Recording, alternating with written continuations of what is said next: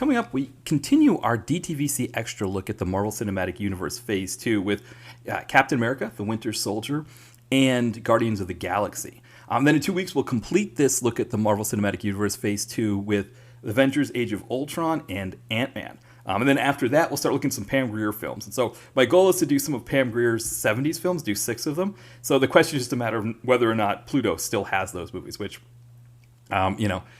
we hope they will. We hope they'll still have them. Or if they don't, if someplace else has them.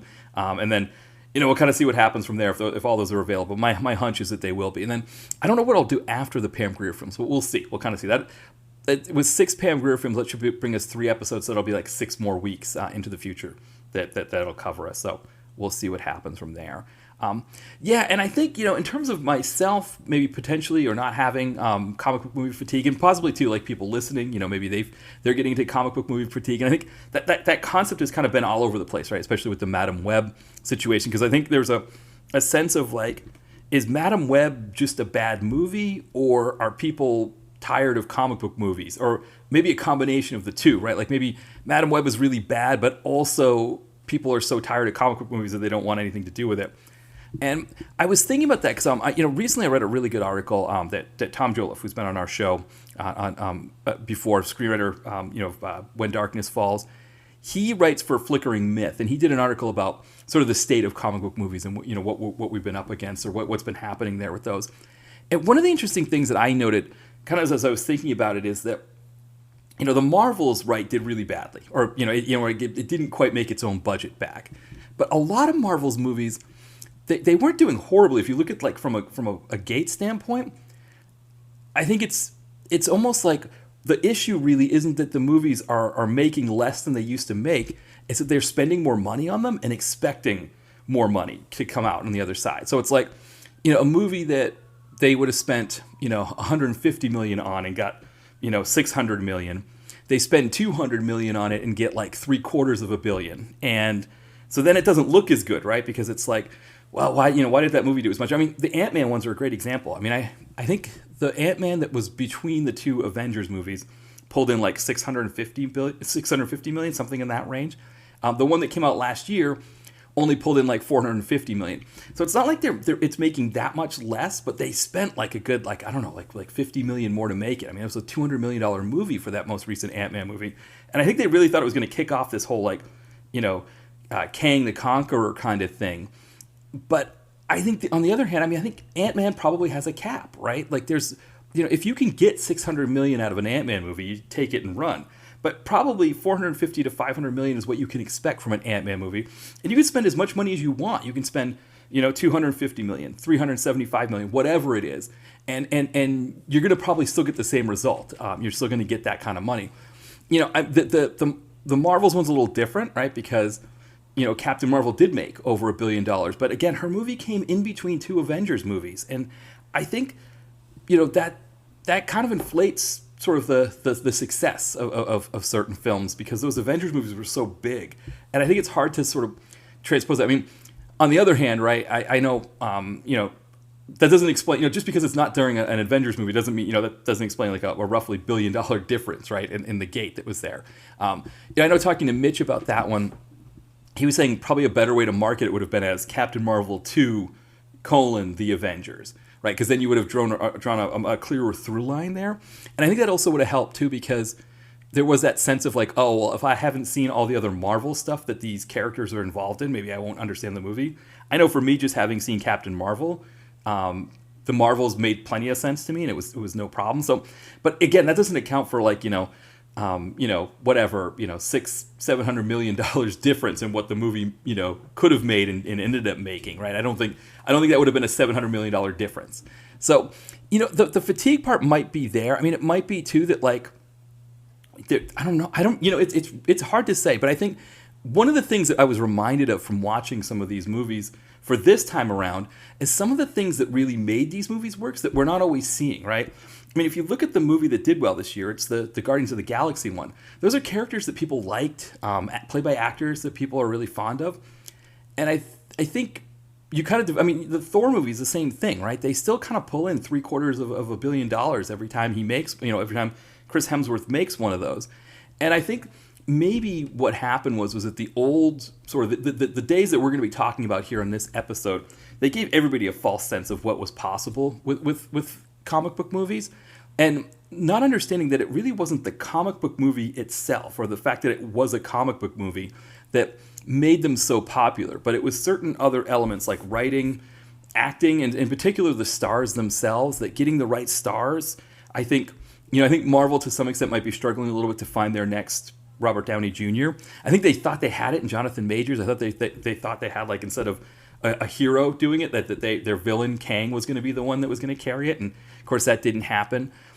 So there's a lot of things going on, but of course now at this year, as we turn into this year and we're looking at it where Bob Iger, CEO of Disney, sort of taken a break or kind of pulled back on a lot of the Disney stuff. I think part of that, a big part of that, obviously, with the writer's strike and the actor's strike, because it kind of forced a halt. But I think it also caused him to kind of have everybody look at these things again and say, why are we spending $200 million to make an Ant-Man movie? If we know an Ant-Man movie can probably at best pull in $600 million, but probably is more likely to do like $450 to $500 million, why are we not just making it for $80 million, right? Why aren't we doing that? Like, where is that happening there? I'm sure they probably also looked at some of the ROIs on like Fox with the Deadpool movies, and I don't know how that worked when they had the takeover, if they started bringing in some of it, but Deadpool, the first Deadpool was made for $58 million and pulled in almost $800 million. Now, the point you could make on that, right, is that some of the cutting corners that they did in making Deadpool, like, for example, not paying to have Hugh Jackman in the film. I mean, if you had Hugh Jackman as Wolverine in the first Deadpool, you can't say that wouldn't have pulled another $100 million or something into the box office and gotten them closer to that billion mark. I mean, that was the thing, right? Fox, with their X movies, they never had a $1 billion earner throughout that whole range, even though they had some of the most popular characters. And I think you could look at that and say, okay, $58 million might be a little low, right?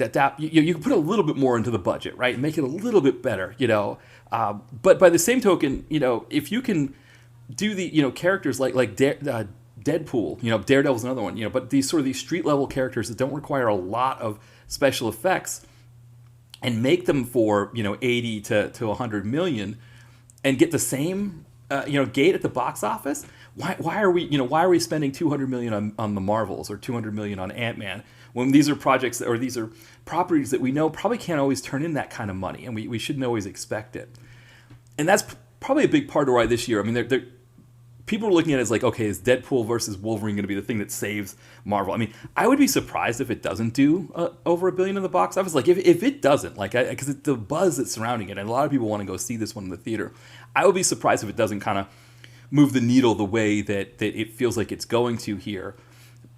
But I think, I don't know, I don't know that this is necessarily the thing that's going to save or end Marvel, or comic book movies in general. I mean, the DC thing, right, is a little bit more dire, right? I mean, you look at DC's movies that they released this past year, they're all the Marvels, right? They're all pretty much all the Marvels. I think the Aquaman one did a little bit better at the end of the year, but for the most part, they're all in that Marvels category of the movie cost this much to make, and we made $50 million over the budget, or we made $3 or $4 million. It's that kind of thing, right? I mean, Shazam, right, was like just barely over what the budget was. They're kind of like, I guess what did they have last year? They had 4 movies come out last year, and all of them kind of did that, right? All of them kind of just barely made their budget back. I guess technically Aquaman did like a good $200 million more than its budget, so it did a little bit better than the other ones. But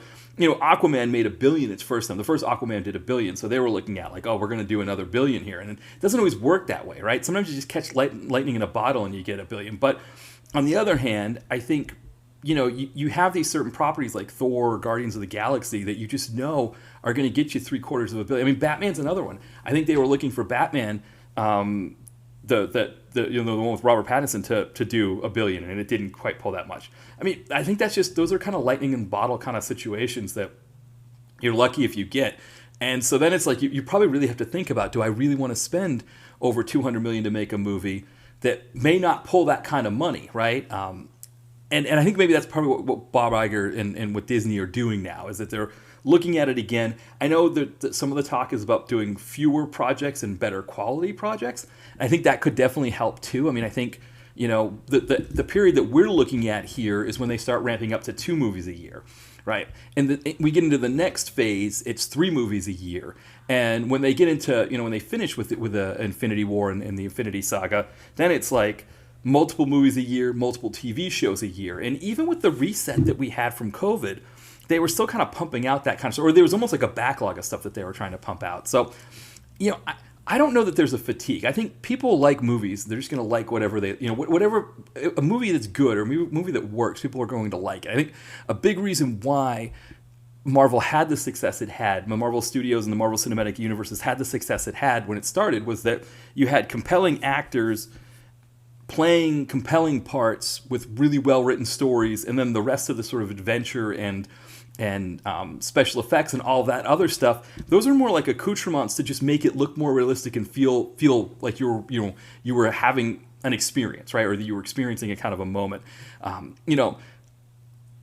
Just because you put $200 million into an Iron Man movie and you put whoever you want to be the star, it doesn't necessarily mean it's going to work, right? And the other thing too is that, with the Iron Man movie, with that first one, it didn't make the huge money, right? I mean, they don't make the huge money until the first Avengers movie. And it's like, oh, wait, we've got ourselves a hit here. We've got ourselves a process and a hit. And it kept building on that. But it might not be necessarily so much that there's fatigue, right? That people have like a fatigue for comic book movies. It might just be more that there's a market correction, that people are understanding better kind of how to make, that they've got to kind of go back to making these things a certain way, that just slapping the Marvel label on it and saying like, oh, this is a Marvel character, you're going to like this person because you liked all the, whatever, that's not going to work anymore. I think it's kind of too bad that the Marvels was the movie that kind of took the hit on this, because again, I enjoyed that movie, but I can also see, like, if you were going to ask me, is it, if you came to me, I'm not like I'm some kind of expert, right, in how movies work or whatever, but if you came to me with the premise of it and said, yeah, we're going to spend, $275 million on this movie, and we expect it to make $1 billion. I'd be like, I don't think that's a concept that's going to make you $1 billion.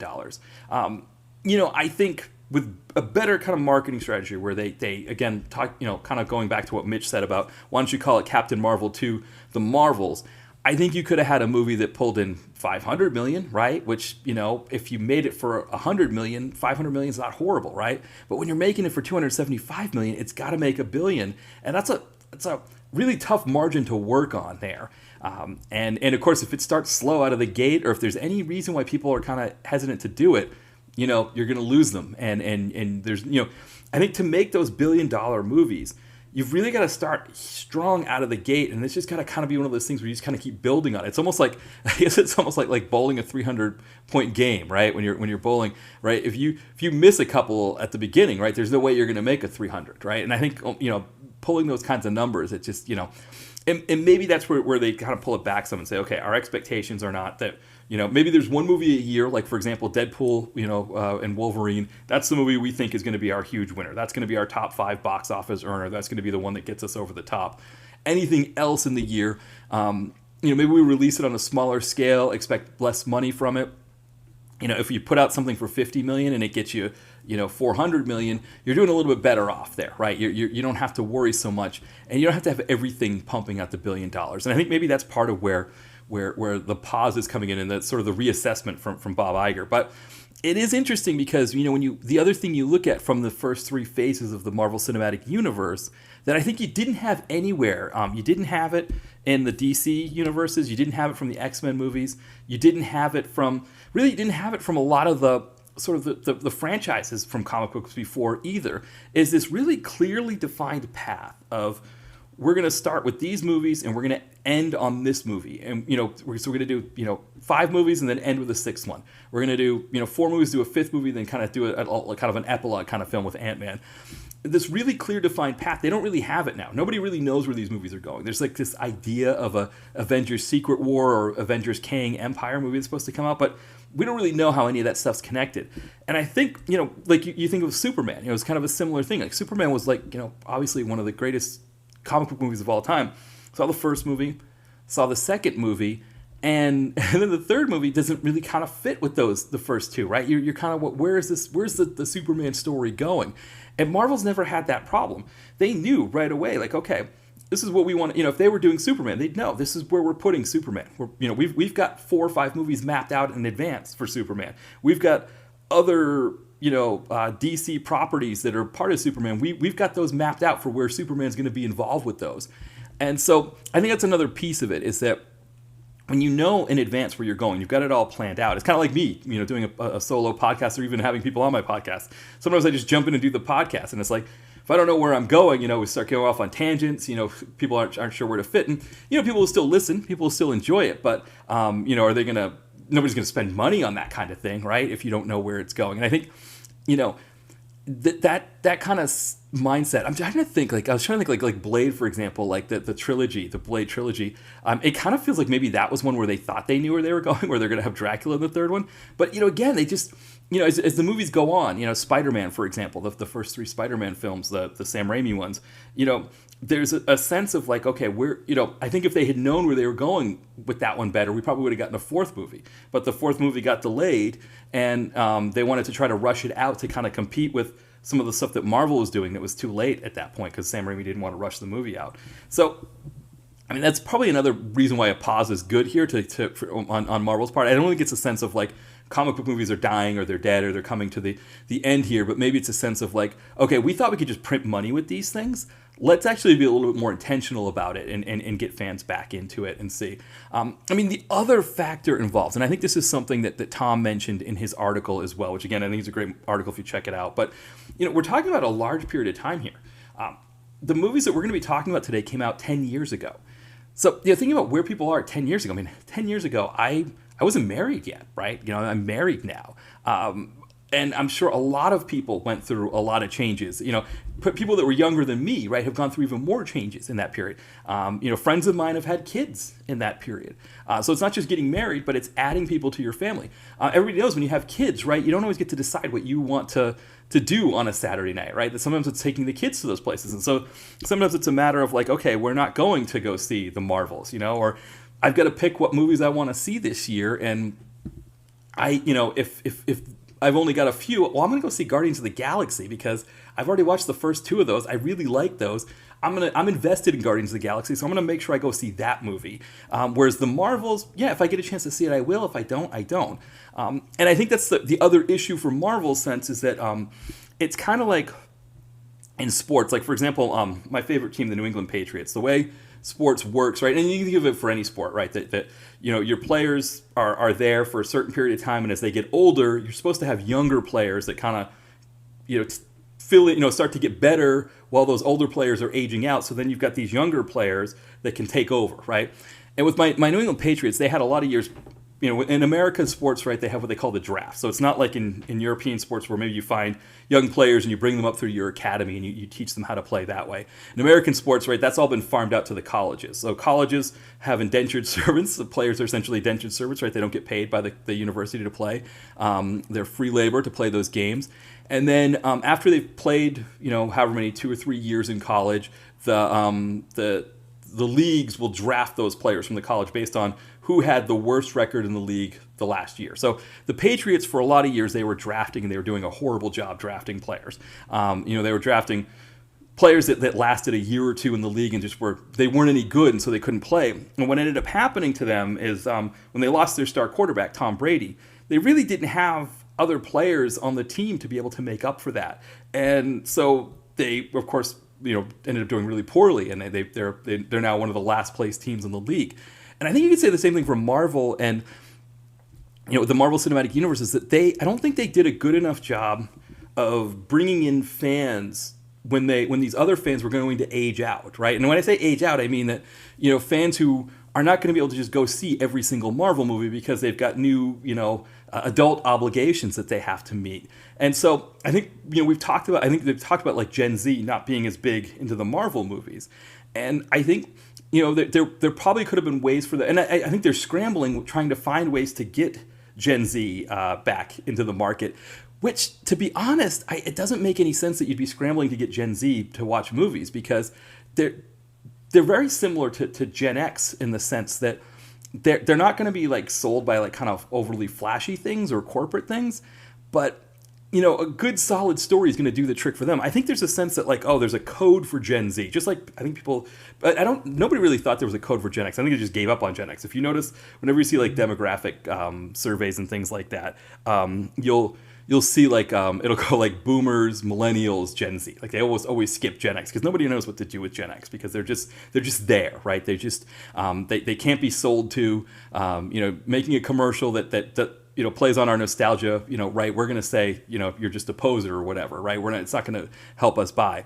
But I think there's a sense that like, okay, we don't want to let the same thing happen to Gen Z because they're similar to Gen X, right? We don't want to lose them as a cohort. So they're trying to unlock the mystery of them. And that's where you have this idea of like, oh, well, if we make our casts more diverse, right? Gen Z says diversity is something that really matters to them, which is true, except the thing I think that Gen Z wants more than that is they want authenticity. I think, Iron Man, right, as a movie, it's not like overly diverse as a film, but it's authentic. And I think that's the kind of thing that would really work for them. I mean, the movie we're going to be talking about later, Guardians of the Galaxy, is a very diverse movie, but it's also very authentic. And I think that's the kind of thing. You can say the same thing about Fast and Furious movies. Is that as goofy as they are, as over the top as those movies can be, they have very diverse cast, probably the most diverse cast of any blockbuster film series. So that as a franchise, they're the most diverse of all of them. But the other thing is that those stories are pretty authentic in the sense of like, it's not like Vin Diesel's trying to sell us on anything, right? He's telling some story that he wants to tell. It's not like he's saying like, if I do this, people are going to come to the theater and like it and want it to be that. He didn't like the idea of the Hobbs and Shaw movie because he didn't like the idea of having multiple stuff happening at once, right? He wanted a one connected story that he was in control of, and that was a big reason. The studio thought, well, we do the Hobbs and Shaw movie, we can have like a quicker turnaround, right? That we do Hobbs and Shaw in between 8 and 9, and 9 comes out sooner. And Vin Diesel's like, well, no, we're not doing that. No, these movies are going to come out every 2 years, and so that means you're pushing back all of them. So that's when you had people like Tyrese saying, that The Rock was taking food out of his mouth. But I think those are the kinds of things that I think good, solid, authentic storytelling as opposed to just sort of pushing stuff out there. But also, I think marketing it as that. I think it's one of the ways that the Marvels could have been better is it could have been better as if it was marketed as an authentic, like human interest kind of story, because there is a real human element to that story that really works. And then, of course, it has the fun space romp element that also works. But again, all that to say is like, a good human story and also a fun, space romp is not going to always equal $1 billion. But I think, had they started working on the fans who they wanted to come out to see the Marvels, right? If they thought it was a different fan from the fan who was big into the Avengers movies in the mid to late 2010s, if they thought that was a different fan who was watching their movies now, they needed to cultivate that fan 5 or 10 years ago. And maybe that's what Bob Iger's also thinking about doing is how do we get new fans, how do we start building those new fans? And it'll be interesting to see. It'll be interesting if Deadpool and Wolverine is the kind of movie that can build those new fans, or if they've got to find other ways to do that. Because you think with Marvel that would be an easy thing, right? Because you're a kid and you're into Marvel, and you're essentially you're groomed as a Marvel fan from a very young age. I think of my nephew, who of course my nephew ended up becoming a DC fan. I think because Marvel was the big one and DC wasn't. But as a kid, right? he had all kinds of Marvel stuff, Iron Man stuff and Spider-Man and Captain America and all of that. And so. So as kids, we're kind of groomed to like this stuff. So then it should be easy once the movies come out to be like, oh yes, let's go see that movie. But no, because when you get to be an adult, you want something a little bit more than that, right? You're not just a kid who's just like, oh, that thing looks really cool, right? I'm sitting in my car seat and I'm I'm in a bad mood, and now this colorful looking, my mom gives me this colorful looking toy. I remember for me it was He-Man figures more. Well, but I did remember I had like the I think it was the Secret Wars figures, right? They had like Kang, and it had like the black symbiote Spider-Man, those kind of characters. But I did have Marvel characters as well. But anyway, the point is that you need something more, right? So if you're building fans, right, I think it's one of the things that Marvel did really well with the early phase of the cinematic universe was that they got people in who, one, weren't necessarily comic book fans. They knew who Iron Man was roughly, but they probably didn't know a lot of the backstory. But they were like, okay, I like Robert Downey Jr., the story seems to really be fitting, and it's like, okay, yeah, give me more. Let's try some more here. And I think the Hulk kind of didn't do as well, and then Thor did better, and they kind of built up to this thing that just really worked. I mean, and of course, what they did with the first Captain America movie was fantastic. So there is probably a sense of maybe needing to go back to the beginning and sort of redo this kind of thing. But I don't know that there's an overall movie fatigue thing. I think definitely the fact that as adults, people can't. I mean, Madam Web, I wanted to go see Madam Web, and it just didn't work out for me, and part of it was, it's kind of one of those things. It's like, if the movie's not all that exciting, if I'm going to see it just for like a kitsch factor, then yeah, it's going to go down on my list of priorities of things I need to do that weekend. So I think that's part of it, right, is that you're losing that. But also, yeah, how do they get those younger fans to kind of take in? Because it's the younger fans, right, are the ones that don't have kids, right, who don't have the kind of obligations, who work different hours as well, right? A lot of younger people aren't doing necessarily 9 to 5 kind of hours. They can be, available to catch matinees and, those kinds of things. And so I think that's a big piece of it, right? Is that they're kind of losing a chunk of the age cohort there. And maybe part of it too is the fact that Gen Z is not as big of an age cohort. So it's like, once you lose millennials, right? Once millennials start to kind of watch, a third of the movies that they once watched, and they're kind of picking and choosing based on the limited time they have. Gen Z isn't as big to be able to kind of fill that gap either. So, it's another piece. But it'll be interesting to see. Well, it'll be interesting to see what this year looks like, especially with Deadpool and Wolverine, to see if that sort of revives the comic book market. The only other movie that we have is the Joker film, which I think the Joker film, that's the kind of film that does resonate maybe a little bit more with Gen Z. Also, I think resonates more with Gen X. It's a kind of a different type of comic book movie. And it's interesting that with DC, right, the one movie that got them the $1 billion during this whole DC Extended Universe thing was one that wasn't even in the DC Extended Universe, right? It was its own thing. That Joker movie was its own thing and did really well. So, and it doesn't seem like any of the studios have taken any lessons from the Joker success, right? None of them are doing what that Joker... And granted, it's probably not an easy thing to replicate, but I think looking at a movie and saying, like, okay, can we do something for 50 or 60 million that pulls in bigger numbers? I think for the rest of us, right, we won't feel like it needs to be like the greatest blockbuster of all time when it's being sold to us, right? It can just be sold to us as, hey, check this movie out the way the Joker was.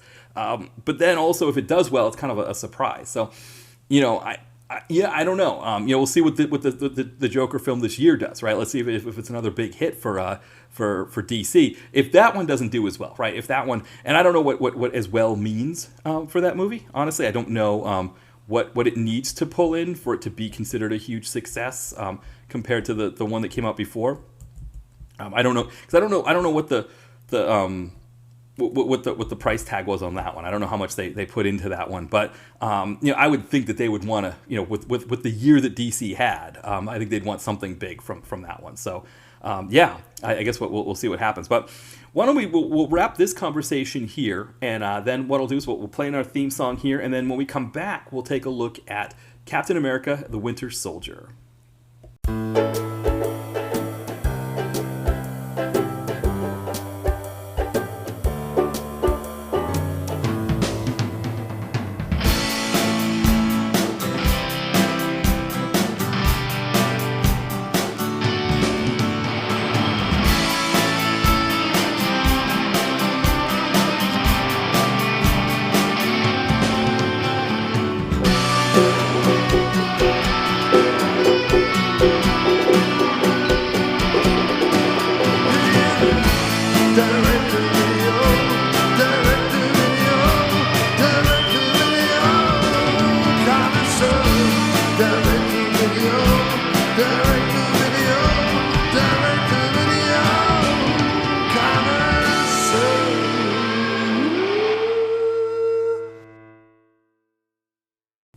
All right, we are back, and we are looking at Captain America: The Winter Soldier. Now, before we do that, I wanted to look at a couple films that came out the same year as this one in 2014. So you had this, and you had Guardians of the Galaxy. So MCU was kind of still going along with its 2 movies a year pace. And then you also had Amazing Spider-Man 2. So it was the second Andrew Garfield film.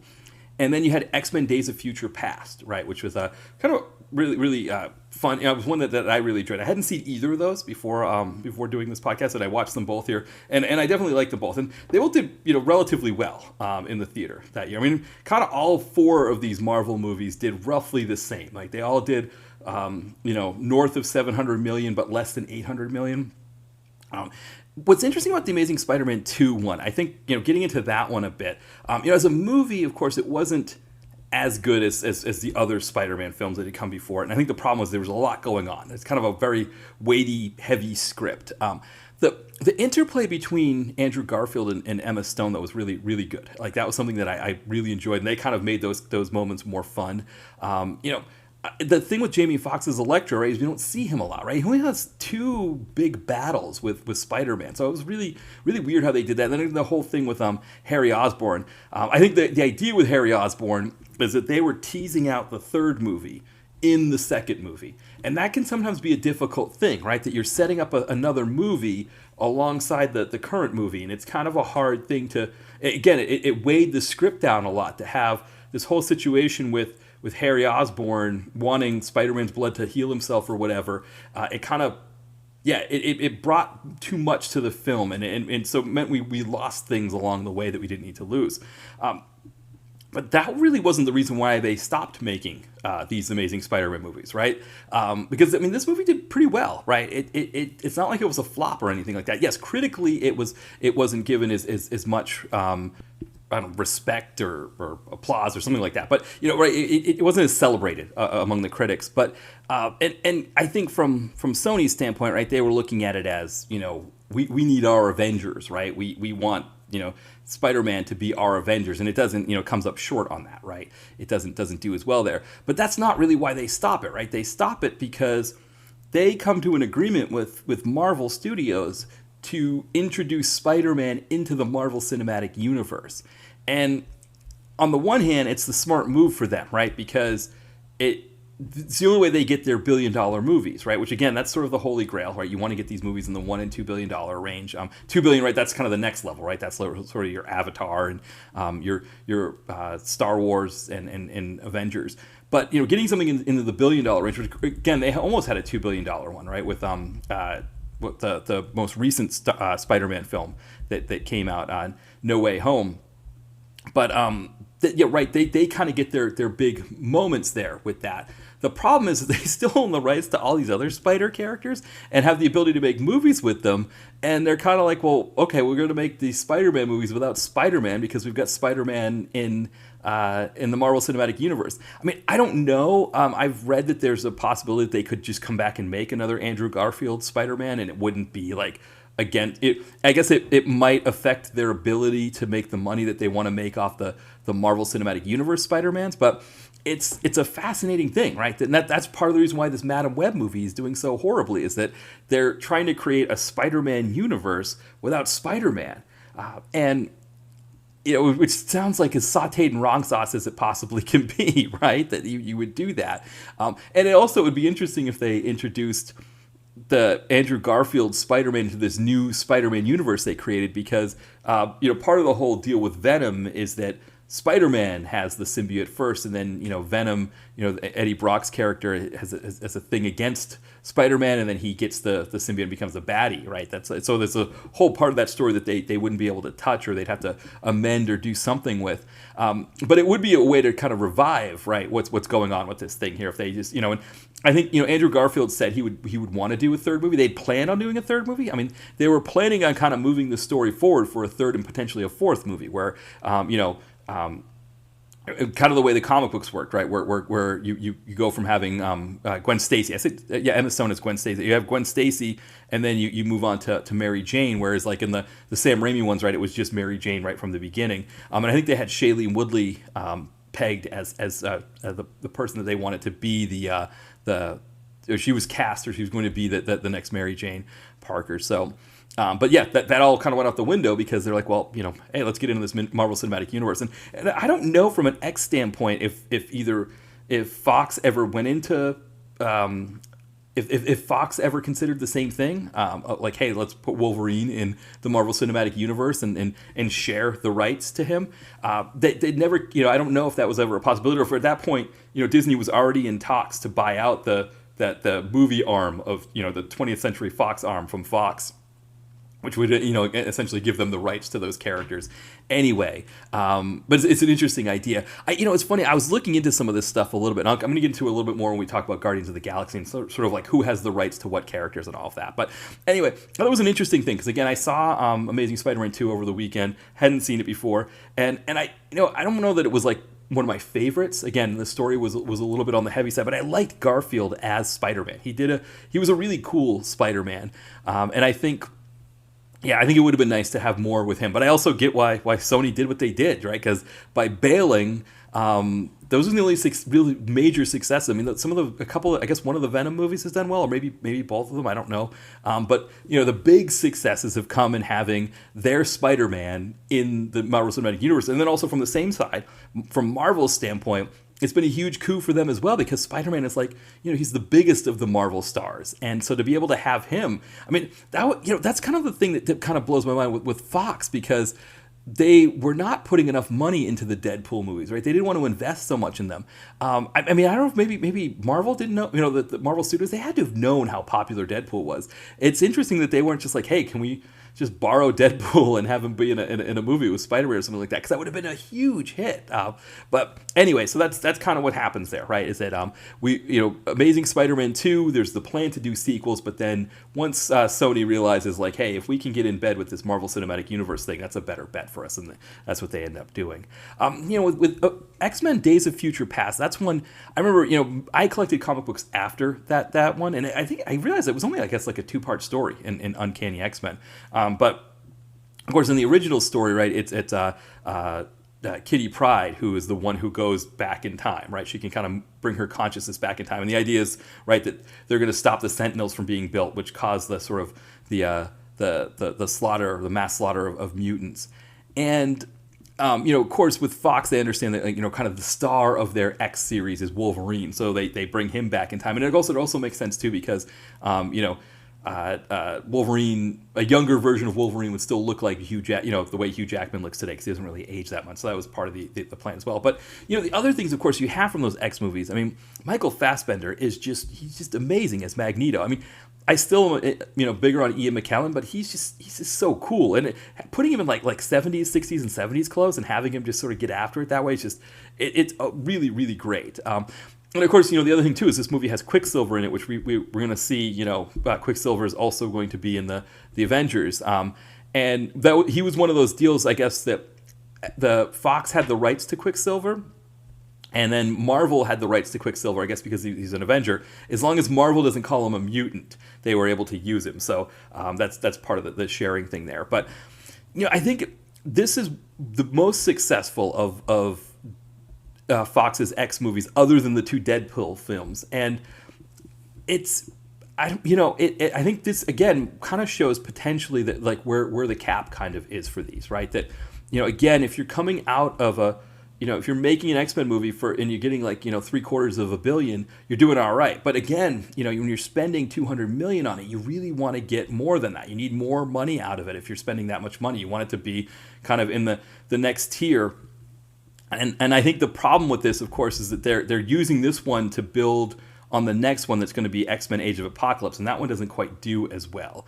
But I think we also know too at that point that kind of Fox is starting to have trouble a little bit, that they're starting to kind of they're not putting as much money into these movies as they were at one time. And I think that obviously that's a huge one where Deadpool really feels that sting, right? I don't know. Did Dark Phoenix? Actually, no. Dark Phoenix, they did spend over $200 million on it. So so I guess they were in some cases, but yeah, it's for that year, right? To have those 4 movies, those 4 the 2 Marvel Cinematic Universe movies, and then the Spider movie and the X movie. It's interesting, they all made roughly the same amount, but I think from Sony's standpoint and from Fox's standpoint, they needed theirs to do better than the 2 Marvel movies, and they ended up not doing better. They needed their big wins, whereas from Marvel's standpoint, at that time, Marvel was looking at these things and saying like, okay, we're building to the bigger thing, right? That's the whole goal, is that whatever these movies make is great. I mean, we want them to make a good amount of money. We want them to make, the $600 and $700 million. But really the key is that we've got this big Avengers movie that's coming, that's the one we want to to make the big money on. And Fox and Sony, they didn't have a big Avengers movie that was going to make it. These were the movies that they needed to make that money. And so it is interesting, again, that you sort of looking at it from the same prism as looking at what the comic book movies were like last year. That idea of what is a success and what isn't a success, right? Is I think these would look like successes to anybody, and I think I think from Sony's standpoint, they looked at it, probably said, this might be our cap, right? This might be the best that we can do is $750 million. But if we get involved with with Marvel Cinematic Universe, we can get into that next stratosphere, and that was kind of the decision that they had to make there. I still think with X-Men, I still think they had billion-dollar earners in them, and they just never quite put them together the right way that they should have. I don't think there was any reason why Deadpool, for example, didn't make one of the two at least didn't make over $1 billion. Deadpool's that popular. There are plenty of characters around Deadpool, like with Cable and Domino, stuff like that. But also Wolverine. I mean, whatever it costs to get Hugh Jackman in the movie, you're not going to put that money into it to have him in the movie and kind of grow that property more. It's an interesting idea that they just kind of they never really saw the bankability, I guess, in Deadpool. And of course he ended up having the Deadpool movies ended up being their two biggest earners. And so maybe that's part of it too, right? That again, it's not about whether people are fatigued, right, or whether people have had too much of comic book movies. It's about whether the studios are making the right decisions. And if they don't make the right decisions, people aren't going to always come out, right? And I think that's, and I think with Deadpool, I think everybody did come out, but I think they would have come out more, I think, if they put even more into them. I think it would have been more, the way Marvel Cinematic Universe is doing it now with Deadpool and Wolverine, they're turning it into a real event that those first two Deadpool movies should have been, right? That Vox should have made them into their big crowning events for the year, and I think they were just scared off maybe by the R-rated thing or something like that. But anyway, let's get into Captain America: Winter Soldier. So this is the sequel to the first one, Captain America: First Avenger. It takes place in the future, not in the future. It takes place in modern day. So Captain America, he's kind of getting used to the fact that he's living in the 2010s and not the 40s anymore. At the same time, right, we this whole situation going on with Hydra and Hydra having infiltrated S.H.I.E.L.D., and it gets to the point where Nick Fury is attacked. It looks like he may have died. And so now Captain America, along with Black Widow, and then a young Afghanistan war vet, Sam Wilson, played by Anthony Mackie, who Captain America meets, he kind of goes to him for help because they're kind of on the run, right? And they don't know where they can go. And it turns out that that Sam Wilson was part of some kind of pilot program where he had wings on his on a backpack that allowed him to fly all over the place, which of course that makes him the Falcon, right? Which, if you remember from the comic books, right, the Falcon was he was sort of someone who worked with Captain America and then later becomes Captain America. Then we also kind of start to find out that there's this sort of the secret weapon that Hydra or that the baddies have. Known as the Winter Soldier. You can guess who the Winter Soldier is. Winter Soldier is Bucky, who was, Captain America's buddy from the 40s. Apparently he was frozen, just like Captain America was.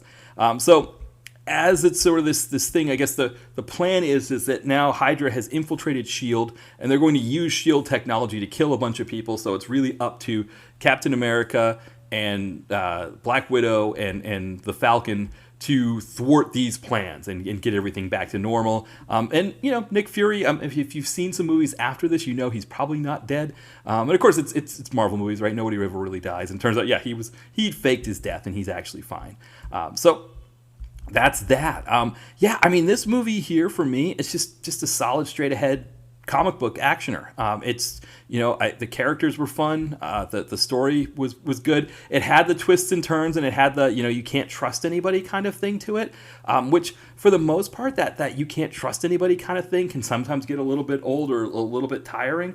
But in a way, this one actually did a little bit better job with it because you kind of knew who all the players were. Like you knew who all of the baddies were, right? You knew who was going to be. You really think you can trust Robert Redford when you see him in the beginning of the movie? Like, I guess if you did, then yes, that was a bit of a twist. But for the most part, right, I kind of knew, okay, he's going to be the baddie, right? He's going to be the one that we've got to deal with here.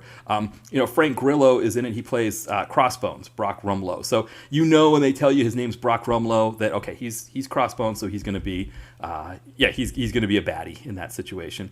So that made it a little bit easier because that can be a little frustrating, right? That everybody's switching sides. And I think that was a big reason why that Secret Invasion TV show that Disney Plus had over last fall didn't do as well, because that whole thing with the Skrulls can be a little bit frustrating, right? That it's just like anybody can be anybody at any time, right? And it also means too, right, that nobody ever really dies in that sense, because right, you can kill somebody off and be like, no, actually it was just a Skrull who was pretending to be that person. The Skrull's dead, but the actual character is perfectly fine, right? They could do that with Iron Man, right? They'd be like, oh, look at this. Robert Downey Jr. is back. What happened? I thought he was dead. No, it was a Skrull in his Iron Man suit. He was fine. He was there the whole time. Again, that stuff can get tiring. They do a good enough job, I think, with not making it so difficult. It's a little bit on the long side from a story, and there are definitely parts where it starts to drag. There are parts where you're kind of like, boy, I'm really in a 2-hour plus movie here.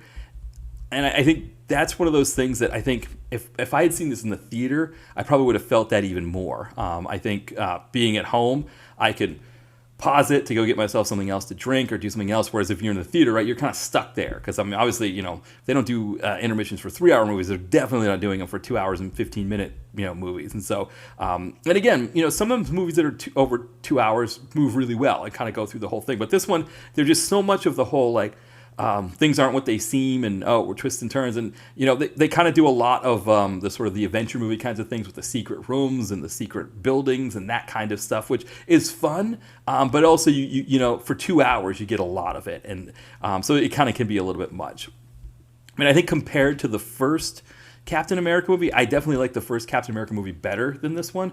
I just, that movie was just fantastic, between the setting in World War II and the way that all looked and the way they kind of brought that character to life. I thought all of that was really fantastic. This second one here, more of the second one is about him sort of getting used to being...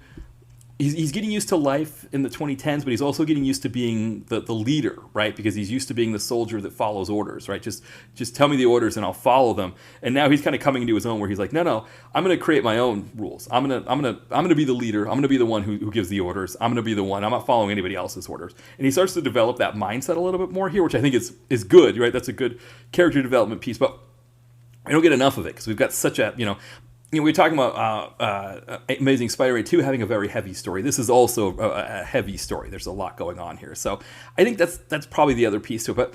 But Anthony Mackie, I really liked Anthony Mackie coming in as Sam Wilson. So, I'd only ever seen him, I think, in the Avengers, the big Avengers movies, that he was in those. So I hadn't seen him in these yet. I was trying to think the first time what I've seen with Anthony Mackie in it, and it's not a lot. There aren't a lot of films that I've seen of his. One of the, I was trying to think, the one that I remember was a movie called He Hate Me. It's a Spike Lee movie, which I actually haven't seen. But he plays this, I don't know, he's like a business person or something who loses his job, and he gets a job where he's like impregnating lesbian couples. That's I guess that's what the job is. And so I DVR'd it, and if you remember, this wasn't even that long ago. This would have been like maybe around the time this movie was coming. No, it would have been because I've been down here in Philadelphia since before the time this movie came out. So actually, it would have been like way before that. It would have been like the late 2000s. But I DVR'd it because I wanted to see all of Spike Lee's movies, and I saw that it was on one of the movie channels. So I DVR'd it, and I guess I taped something else at the same time. So it was one of those things where, remember with the old DVRs, if you DVR two things at once, it'll make you watch one of the two things. And it was on overnight. It was like 2 or 3 in the morning, and I woke up to the TV with this scene of his character. I guess he was having trouble because he was like having to have sex so much. I guess this was what I was trying to take from the sliver of the movie that I saw. But he was like downing Viagra pills and trying to get himself erect so that he could impregnate these lesbian women, and he was having trouble with it. So can you imagine at like 2 or 3 in the morning, like you're dead asleep, and then you wake up to that on your screen? It's just like, whew, that's like, yeah. And of course I never ended up watching it. I don't remember what happened. I think this might have been, I don't know, I can't remember why I didn't watch it. It was one of those things where it disappeared from the I think it might have been a situation where the cable box like had an issue, and I lost everything on it. I can't remember what happened, but I never ended up actually seeing that movie. So I've never seen She Hate Me. I don't know if anybody else if anybody has seen it. Let me know kind of what it's like. But that was my first introduction to Anthony Mackie was that at 2 a.m. there. But I really liked his character here, and I think. I'm kind of curious. I haven't seen Falcon and the Winter Soldier. I haven't seen a lot of his other stuff. I haven't seen the other Captain America movies, movie that he was in. So I haven't seen more of it beyond this. But I think, depending on how they develop him as a character, I think as an actor, he definitely could be sort of that next Captain America who's kind of, merging his Falcon character while taking on the mantle of Captain America with Steve Rogers, with Chris Evans sort of retiring from the show. And, I think it's an interesting thing, too. We were talking about, like, why people aren't coming out to the Marvel movies as much, right? And we're, kind of going back to that analogy of the Patriots not drafting young players to take over for the older players as they were aging out. I mean, it's an interesting thing, too, to think about. Like, I haven't seen more of the Marvel movies, so I don't know to what extent they developed Anthony Mackie's, Sam Wilson character. But that's another piece of it, right? It's like, if you know that Chris Evans isn't going to be doing these movies forever, if you know Robert Downey Jr. is not going to be doing these movies forever, you've got to start developing the newer characters so that they can take over, right? That they can, so that, and who these people are, okay, now it's their time to step into the limelight and take on these roles. And so it's possibly another piece of it. I mean, one of the things you could say about the Marvels is that, what other movies did we get with Brie Larson in them in between, right? How much was she developed after the first Captain Marvel movie? She was in she was in Endgame, right? Avengers Endgame. But was she in anything else in between then? Were they using her for anything else in between then? And they kind of just like set her aside, and they're like, okay, well, we're going to do the Ms. Marvel show. We're going to do the WandaVision. So we're going to develop these other characters that are going to be in the movie. But they didn't do anything to kind of build Brie Larson. And Brie Larson's Captain Marvel would be someone that you would think would start to take over the mantle, right? Kind of the same way we're talking about with Anthony Mackie here. They would be kind of your next wave to take over when Chris Evans takes a seat, when Robert Downey Jr. takes a seat, decides that he's done. When, Chris Hemsworth, however many more movies he's going to do. But, Chris Pratt, right? If he's done right after this Guardians of the Galaxy film, if he's not doing as many movies, if they're going to start kind of taking a step back and doing other projects and working on other things, and they're going to let these characters, they're going to kind of retire their end of these characters, you got to start developing that next wave.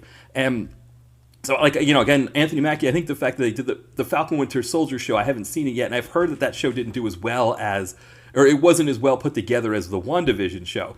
So then it's like, okay, now you've got to develop Anthony Mackie. Now you're just going to spring him on us in 2025 as the new Captain America. Well, what are you doing in between then to kind of really develop him? I saw an article recently that talked about the one-shots. So if you go on Disney Plus, you'll see that they have these little one-shot, like 10 to 15 minute, or maybe even less, sometimes even 6 minute short films that sort of work as like connective tissue that kind of work between the movies there. And something like with Anthony Mackie, where you can be like, okay, here's like a 10-minute mission that he goes on, that we get to see him do stuff that you can go on Disney Plus and watch. I think those are ways that you could keep building him so that when 2025 comes and he's the new Captain America, it's not just sort of thrust on people like, oh, hey, you liked Chris Evans, well, now you're going to like Anthony Mackie. It's like, no, we need him develop more. And I mean, I don't remember the last time we saw him, right? It would have been Falcon and Winter Soldier, which again, I haven't watched yet, but I hope to see it soon. But what was that? That was like 2021, I believe, right? So it's been a little while since he's done anything in Marvel. And so now you're going to say, okay, Falcon and Winter Soldier was 2021, and it looks like he did do a short called Quantum Encounter that was in, I guess that must have been involved in the is it 2022? So that I wonder if that was also attached to Ant-Man or something. I don't know. So he did do so they did do one shot with him, but I haven't seen that. I haven't seen that one on Disney Plus, and maybe I'm missing it, and maybe it's not available on Disney Plus. Because those are things, right, that you can do. And I mean, again, that was still 2 years ago. But, I think, again, Anthony Mackie here, I liked him here. And I think he's definitely got the potential to be that next Captain America. Again, I've got to watch Falcon and Winter Soldier to really be able to say one way or the other. But I think that's the key, right, is that you can't just be like, here's Anthony Mackie, right? You got to kind of develop him more here. And I think that's probably what happened with Captain Marvel, was that with Brie Larson, was that they didn't do enough here. And it looks like, again, 2 years ago they did a short with him. But I mean, they probably should be doing one a year, right? They should be doing a 10 or 15 minute short, just to kind of keep him in our consciousness, so that we kind of get excited to do that Captain America movie. Because I will say, I liked him here. I thought he was a really great character here. I mean, he was the kind of person that you really would believe would be someone that Captain America would go to when he needs help. But he's also the kind of person that you would believe would help Captain America as well, and be able to be effective in helping him. And so the fact that he played that part so well, that was a piece that really made this movie. And again, it's the right idea, right? It's knowing that Chris Evans is not going to be playing this part forever. So we know that, from the comic book standpoint, that eventually, the Falcon is going to take over as Captain America. So now we got to start developing him, right? Now we've got to start kind of, it's kind of like with the backup quarterback, right? Where the backup quarterback in football sits on the bench and kind of comes in for some games here or there, but for the most part, they watch and they learn. In this case, we wouldn't want to be a backup. I guess maybe it would be different. It'd be like as like another position on the field who plays at the same time, right? But doesn't have like kind of the main piece. Like maybe it's like the NBA may be a better one, right? Or maybe the NHL, right? Where you have different lines, right? So it's a top line center would be Captain America, and Anthony Mackie would be the second line center. But eventually, when Chris Evans resigns or retires, right, Anthony Mackie's got to be the first line center, right? He's got to be the one taking all the hard face-offs. And so, as fans and people watching the game, you get familiar with Anthony Mackie, and but also, so then like, okay, yeah, this is the guy who's going to take over. We're excited to see him take that part. So it'll be interesting to kind of see, how Marvel does that going forward and how they present him, because, yeah, I really liked him here, and I think, for that part. And again, back to Chris Evans. I mean, Chris Evans is Captain America. He plays that part really well, and I know Anthony Mackie's Captain America is going to be a very different one from Chris Evans's, but, there is still that kind of reminder that, yeah, Chris Evans is great as Captain America. And again, Nick Fury as Fury, or sorry, not Nick Fury, Samuel L. Jackson as Nick Fury was great again, and also really liked Scarlett Johansson as Black Widow. So again, kind of going back to this whole idea of, are people tired of comic book movies? I think another piece of it, right, is having stars that we know and recognize playing big roles and playing the parts really well and giving really, really fun performances. That's a huge piece of it as well. And it might be, again, you could talk about with the Marvels, right, where we knew Brie Larson, we knew Samuel L. Jackson was going to be in that, but the other stars of the film we may not have been as familiar with. And again, that's where it's kind of up to Marvel to sell it more, right? Not just be like, oh, you got to go back and watch WandaVision if you want to get excited for this character, or you go back and watch the Marvels and whatever show it is and get excited. Sprinkling in these short films and having them kind of on Disney Plus, or having making announcements about them too, being like, hey, on Twitter, we got this this new short film, go check it out, or whatever. Those are ways that you can kind of build that excitement for those and be like, yeah, I really want to watch this person do whatever movie it is. That's one another way that we could think about like how some of these movies may not be doing as well is that they're kind of just being sprung on us, which, as we're going to talk about here with Guardians of the Galaxy, sometimes that works, right? Just springing them on it. But if you know who the stars are and you're excited to see those stars in a role, that can also be a part of it as well. All right, so why don't we take a break here, and then we will finish up by looking at Guardians of the Galaxy. It's the early 90s in LA. The war on drugs is raging, and Detective John Bainbridge is the LAPD's secret weapon against crime. Former Special Forces in Nam, he's a cop on the edge. When he and his partner Geary uncover a potential human trafficking ring, it doesn't take long before John Bainbridge realizes this thing goes all the way to the top, which doesn't scare him. That just means they'll fall that much harder when he takes them down. Part send-up and part love letter to early 90s action films, Bainbridge will take you back to the golden days of Canon, PM Entertainment, and AIP. You can get it in paperback or on Kindle and Kindle Unlimited from Amazon. Follow the link in the podcast description. My newest novel, Don's House in the Mountains, is available now.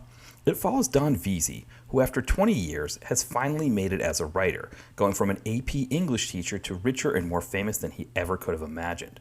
In the process, his wife Lois, feeling alienated and resentful of her husband's success, has filed for divorce, forcing Don to move to a house in the White Mountains of New Hampshire. With time alone to reflect, he's able to see how his new wealth and fame has affected his life in ways he never expected.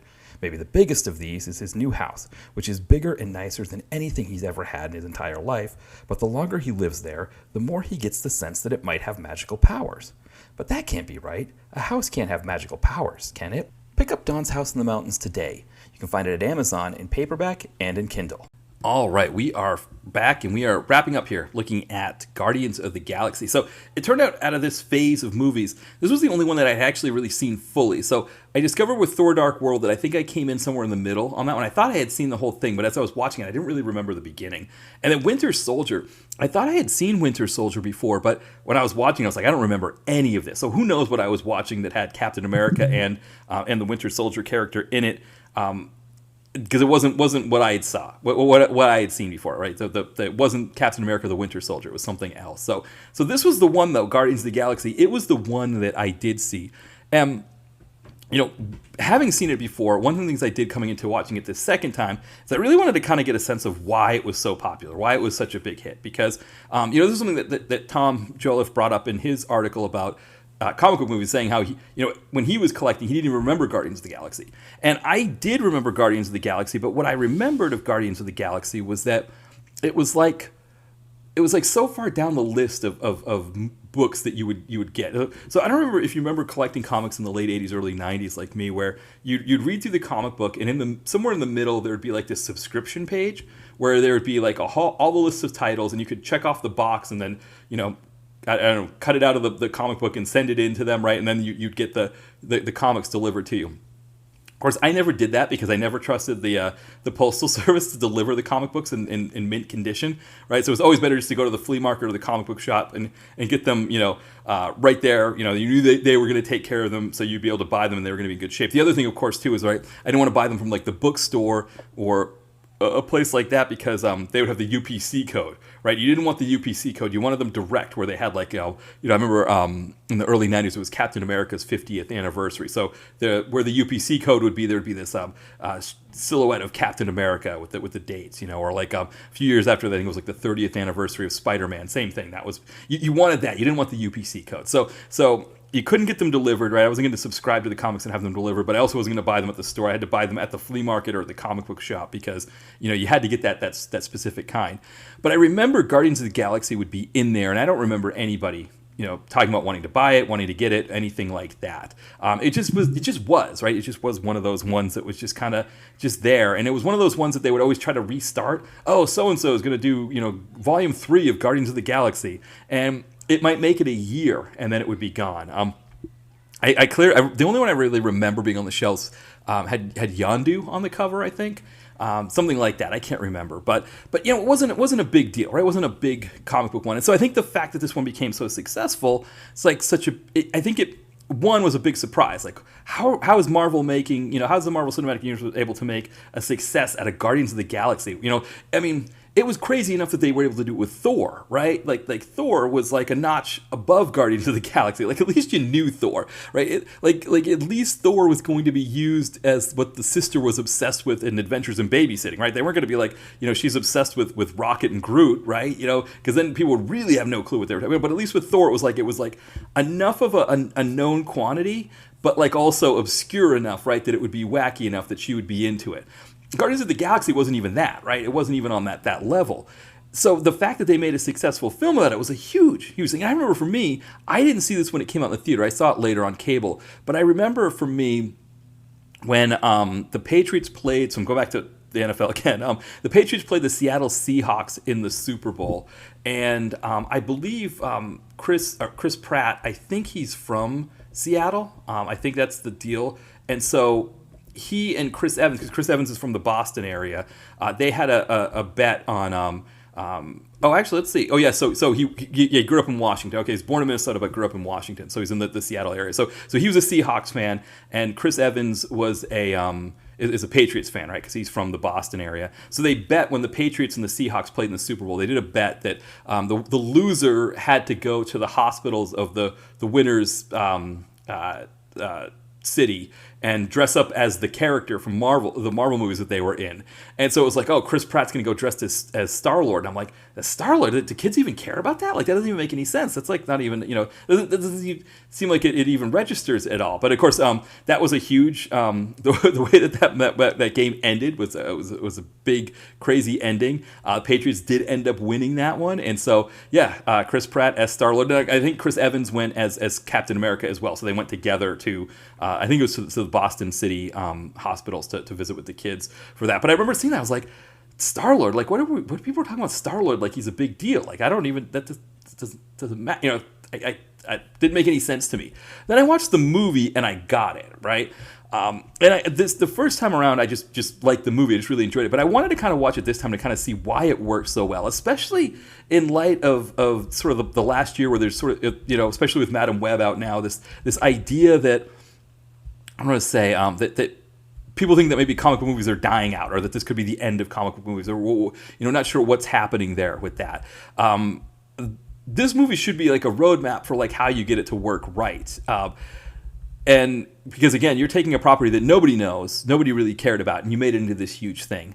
So I think going into it, and maybe I should give a quick synopsis here. I guess I did a quick synopsis on Captain America, Winter Soldier. And this one here, it's just really that, Star-Lord, Chris Pratt's character, he steals this orb thing, and it turns out everybody wants this orb thing. You've got Rocket and Groot, so you've got your raccoon and big tree person. They are trying to get Chris Pratt because there's a bounty on his head, and then Zoe Saldana plays Gamora. She's like daughter of Thanos, the big bad. She's also trying to get the orb back. We kind of find out that they all kind of want to protect the orb, and that now that everybody's after them, they kind of band together to try to protect the orb. And then there's this baddie named Ronan who is working with Thanos, and he wants to kill this alien race, the Nova Corps. He wants to kill them, and he wants to use it's one of the Infinity Stones, which again, me growing up in the 80s and 90s, the Infinity War series was huge. Those big crossovers that they did with the Infinity Gauntlet and all of that. Big story. So I was kind of geeked to see that they were using one of the Infinity Stones, and they end up having to use the stone to try to defeat Ronan. That's kind of the idea. But anyway, I think, why did this movie work so well? I think, first off, with James Gunn as director, and then, of course, the writers of the film, it's James Gunn, also Nicole Perlman and Dan Abnett, they craft a really great, like, Star Wars-esque space romp. I mean, this is the movie that if you were going to think of, like, what would be like Han Solo's origin story movie, this is the movie, right? They essentially do that. They make Chris Pratt's character into a Han Solo-esque character, but they kind of let Chris Pratt do what he wants with it, right? And so Chris Pratt makes him Han Solo-esque, but also kind of more like, I don't want to say schlubby, I don't think that's the right term, but someone who kind of gets into trouble, right? Who doesn't always, things don't always work out for him. But still, like you have these moments where they're like in these like sort of like these essentially thinking like the cantina, right, in Star Wars, the wretched hive of scum and villainy kind of moments, right? You get all of those kinds of fun moments there that it plays out exactly what we liked in the first three Star Wars movies. This movie does that, right? But the other thing, too, that makes it so great is because it's in the Marvel Cinematic Universe and it's not in the Star Wars world, you can use things from Earth, right, and have them interplay with the aliens. So, between Chris Pratt's, the mixtapes that his mother made him before she passed away that have really great music from the 70s, and I think it gets into the 80s, too, but definitely good stuff from the 70s. And you see the aliens like listening to the music and liking it, because I mean, how do you not love that stuff from the 70s? This is just, all the songs that they play are ones that I really like. So of course you get that interplay. You've got him using idioms and expressions from Earth, which is fun, and watching that interplay there too is really funny. So so Chris Pratt, of course, right? You've got him playing this part here is really good, and I think one of the things with Chris Pratt is I think having him play a part like this, where he's a little bit, I don't want to say humble's not the right word, but he's someone who doesn't always have it all figured out. He's not always like perfect. He's not always the best. I think it really works to his strengths, and it makes the character kind of much more endearing.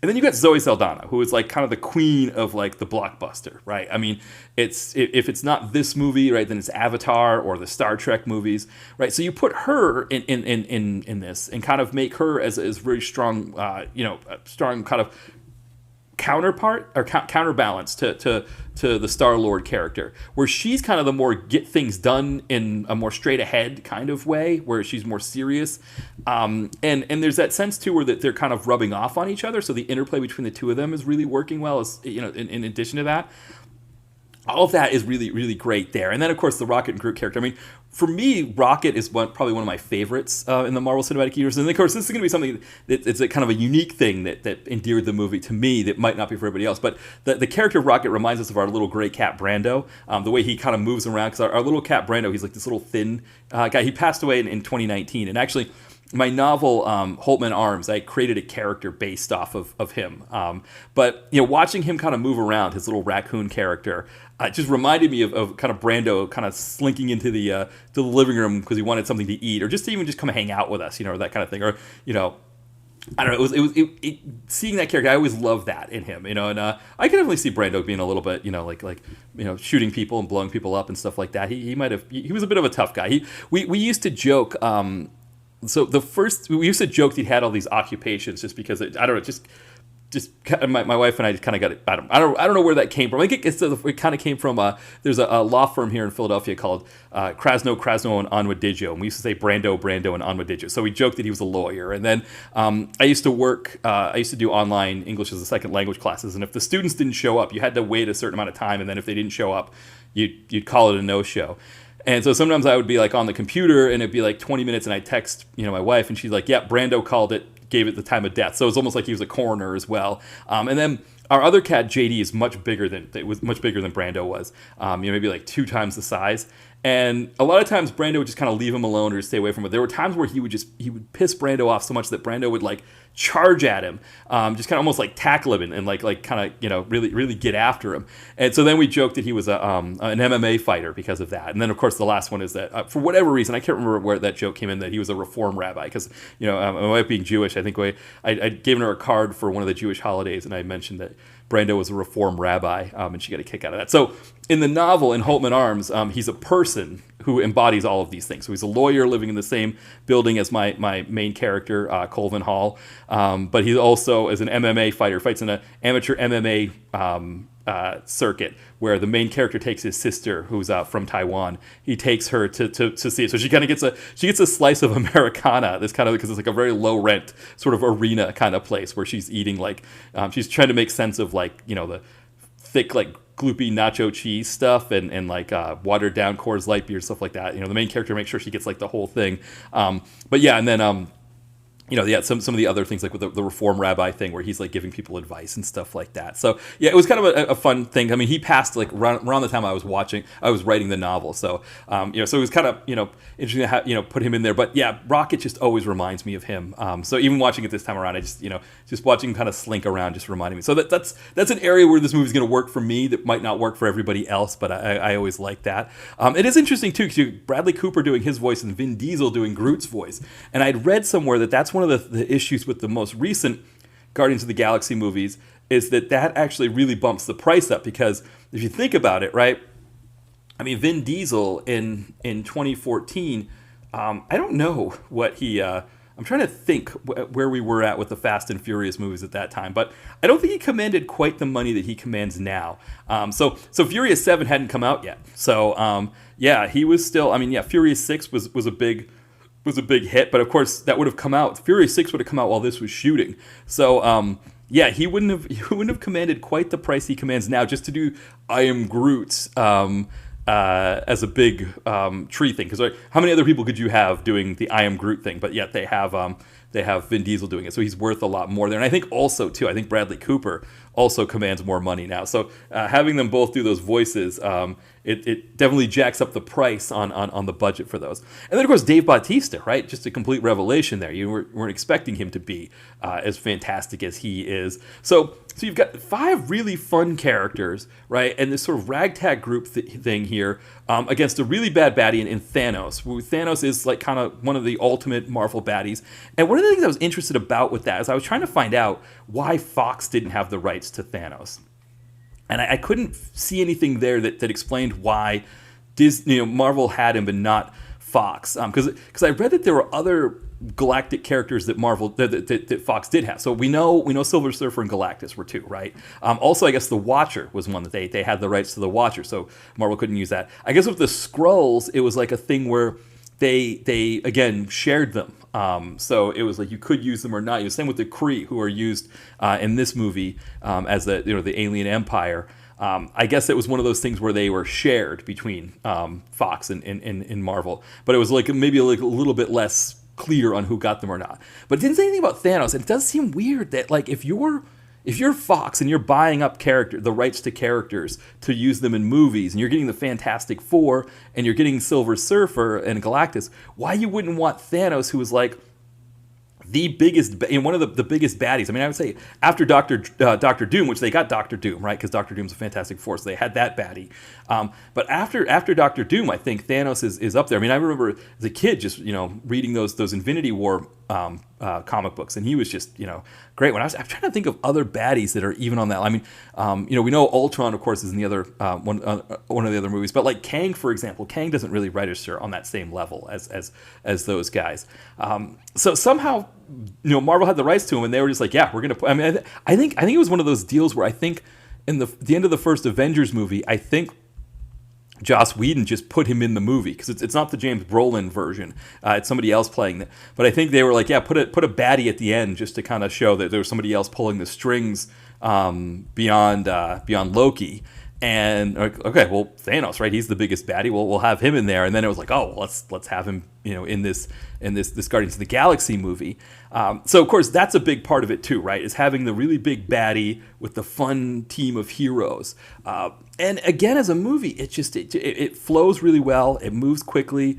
It's about 2 hours long, probably a little bit less than that when you consider the credit sequences. A lot of really fun little Easter eggs here or there. Like you have the Collector, Benicio del Toro's character. I think it's a post-credits stinger where we see Howard the Duck, drinking a martini, sitting in one of like the cases or whatever there, which is just a really cool scene. So a lot of really fun stuff like that in there as well. So that's right. That's how you take a group of a comic book that nobody cares about and turn it into this, $750 million franchise every time you put out another installment of it. Right, it seems like it's such a simple thing, right? Which again, it's not that simple, right? First off, having the stars involved, and again, these are all stars that were not as big at the time as they are now. So that's another piece of it, right? That Chris Pratt and Zoe Saldana were stars, right? They were big enough, but they weren't like they are now, where they're going to command a lot more money for these roles.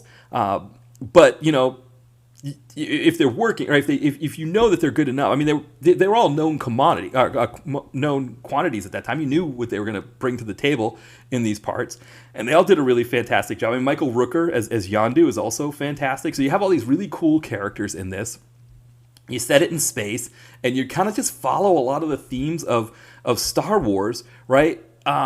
Essentially, you follow all the Star Wars stuff without doing the full on complete either Hidden Fortress or whatever samurai ending kind of thing, right? But for the most part, everything else that you want out of one of these movies is there. And yeah, I guess that's one of the things I think with the Marvels, that they Marvels was what as Mitch referred to it, it was a fun space romp, right? It is a fun space romp. But there's almost a sense, right? You could look at the Marvels compared to this movie and say that the Marvels is almost like Star Crash, right? Compared to Star Wars, which sounds like I'm really killing the Marvels. And I'm not. I'm just saying that you essentially established that this is your, and maybe that's another piece of it, right? Is that they wanted to try to set up Captain Marvel not only to be the next Iron Man, right? To be the next leader of the franchise, but also the next Guardians of the Galaxy, right? Can we do both? Can we have Captain Marvel be both of those things? Because we know we're probably going to be losing Guardians of the Galaxy as well here. I don't know if they're making another one of these movies.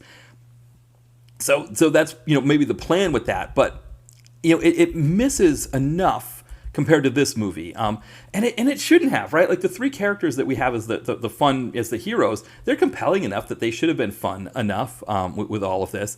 But I think we needed more moments. Like we needed the there's that scene where in Captain Marvel where they go to the planet where it turns out Captain Marvel's like married to the king there, and she's essentially playing the part of it as his beard, I think, and they have this huge Bollywood dance scene there. On the one hand, I think it's a really fun scene, but I wonder, would this movie have been able to pull that off? Right? Because I don't know, right? This movie does all kinds of things, but it doesn't go there, right? It doesn't do anything quite like that. And I wonder if that's part of it, right? Is that you can go a lot of different places with a movie. I don't know. I just know that there's a feeling that I had watching the Marvels versus watching this, where I was like, this definitely just hits all the right spots. It just works the way it's supposed to.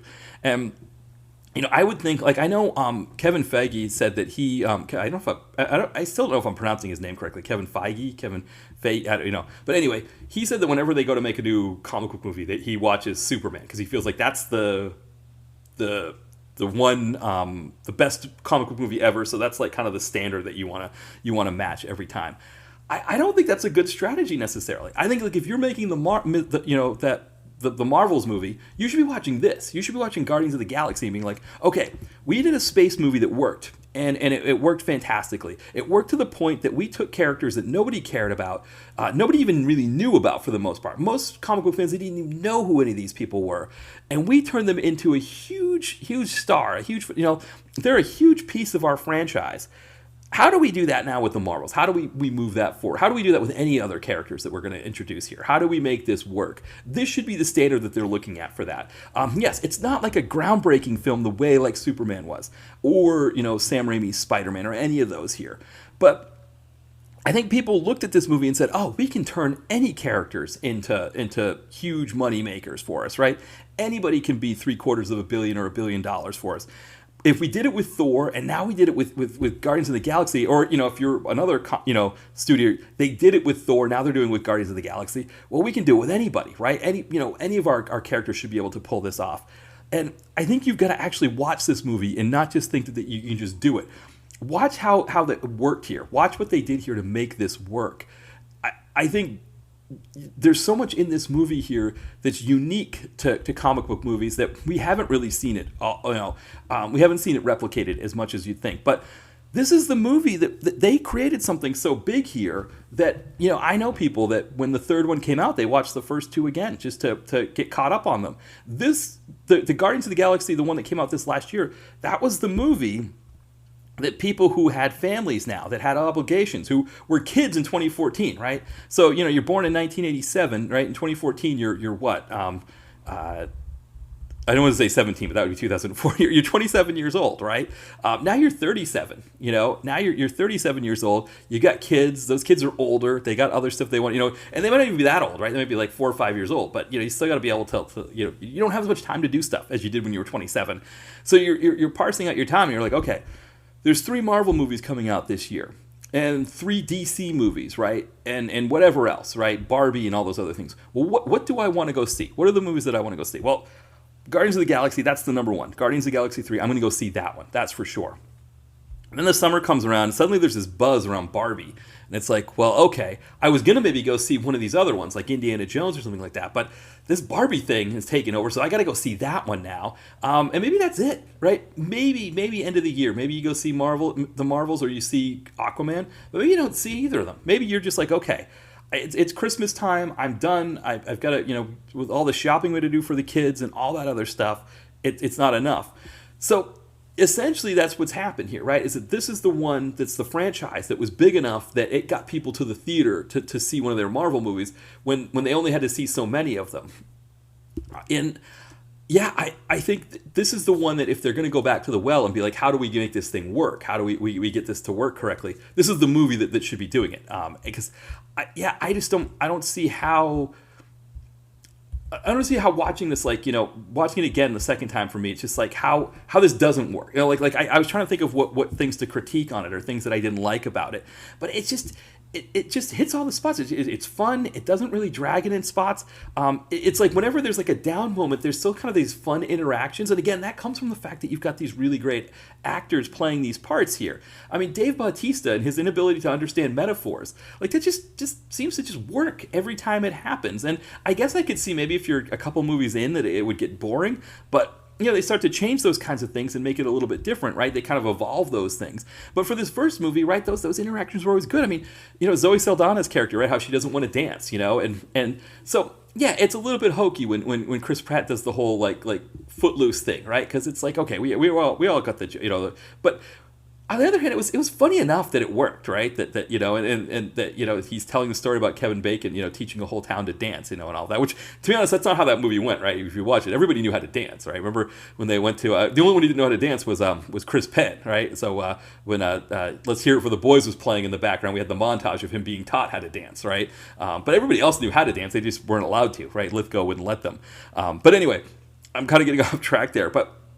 Yeah, all that stuff works. So yeah, I mean, I guess what am I doing here? I'm coming up with a formula to make these things work. When I'm saying like, oh, compelling story, great performances, and a fun, fun, exciting plot's gonna get you a good movie, right? I mean, that doesn't sound like I'm saying anything crazy, but I do think it does say that, like, one, just pumping money into a movie isn't going to make it better, right? That's one of the things. But I guess the other thing too with these movies, with the Guardians of the Galaxy, is that now they're more expensive because all their stars cost more money, right? So that's part of the reason why their bill is going up. They're not trying to spend more. I mean, it was $170 million for this one, and I think the last one that came out, I think they spent $200 million on it. I think 250. Oh, they spent 250. So it wasn't just the actors being asking for more money, right? That made it more expensive, but they also, I'm sure inflation also had a part to do with that. But then also the fact that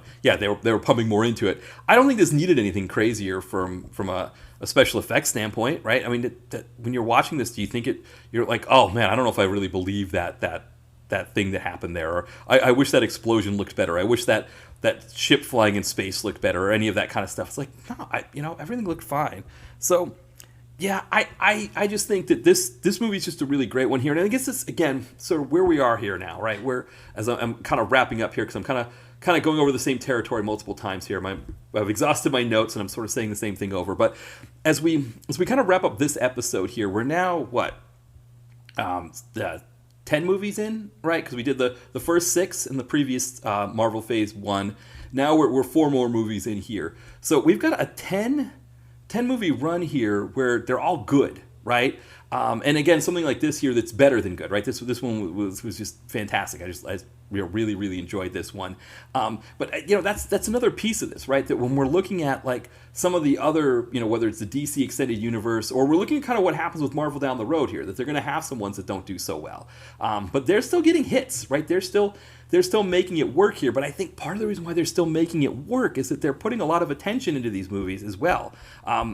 Looking at the previous ones that we had here, right? I think Thor: Dark World might have been the one that was kind of like the least strong out of these 4, right? I mean, Iron Man 3, I think they knew that was going to be his last standalone movie, so they really put a lot into that and made it a really, really great character story there. And then we get Thor: Dark World, which again I think was probably the weakest, but it was like kind of just fun in that sense. And I guess it's kind of fun in the way that I was thinking the Marvels was fun, but it just, I don't know, you're not making any sense about like the people do it, getting teleported around and stuff like that, and the whole red goose stuff. Like none of it made any sense, but it just worked. It was just fun, I guess. And then of course the Captain America movie, not as good as the first one, but solid enough. And then this, right, which is just like introduces us to 5 new characters that we care about, that we didn't even care about, and we didn't even know existed before. Now we care about them, and we want to see them in more stuff.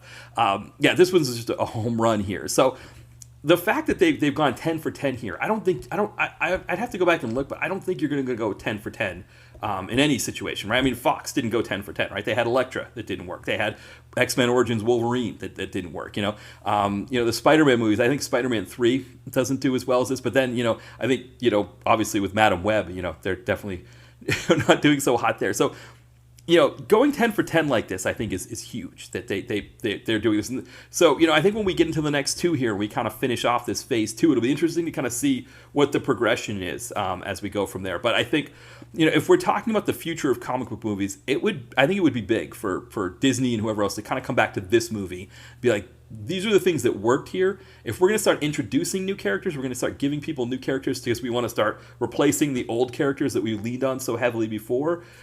This is a really great way to introduce them and make it work. And of course, they don't have James Gunn anymore. He's with DC, so we'll see in DC if he's able to do it. But I don't know. And of course, I still haven't seen Guardians of the Galaxy 2 or 3, so I don't know how well the other ones do with this. But I know a lot of people wanted to see 3 because they really like 2 as well as this one. So he must have been doing something right for part 2. So, but anyway, yeah. So why don't we wrap up here? I know I've talked for a good hour and a half maybe here. So we'll wrap up. But as we do, do the plugs here. So the blog dtvconnoisseur.blogspot.com. That's really where you can find everything. So you can go there for links on the books, the thread list page where if you want to get any DTV Connoisseur merch, and of course the archive to check out all our old posts.